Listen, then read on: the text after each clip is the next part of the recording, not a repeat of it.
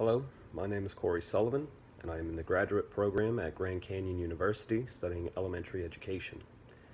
Looking forward to starting my career as an educator, I possess the qualities of compassion, reflection, dedication, and a great respect for the diversity of others.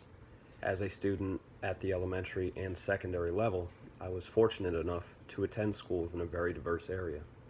This allowed me to disregard the differences some say separate us and focus on the common goals of achieving a great education with amazing classmates and friends. I plan on taking that same mentality into my professional life as an educator, as I have done with every other aspect of my life.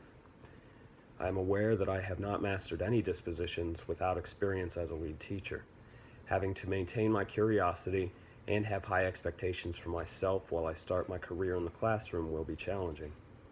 Holding myself to a high standard of professionalism might hinder my progress as I adapt to the challenge in the beginning, but being dedicated to my work has always made transitions easier. In order to make sure that I can handle all aspects of teaching without failing my students and myself, I will have to utilize every second of my student teaching to implement different strategies that will ultimately define my goals. Accountability will be a priority as I review constantly the way in which I address my shortcomings. Another great resource that I will rely on throughout my career will be collaborating with other professionals to see what capacities I might be lacking and to determine any steps I will need to take to improve the well-being of my students and their education. I have spent years in the classroom as a paraprofessional and was fortunate enough to be coached by amazing educators in the art of understanding differences of every individual in different settings. Meeting guardians and assessing progress were great lessons for me that allowed me to implement the skills defined by these dispositions. Compassion alone factors heavily in my ability to understand any unique situation, and reflection has always pushed me to be better and carry myself in a leadership role.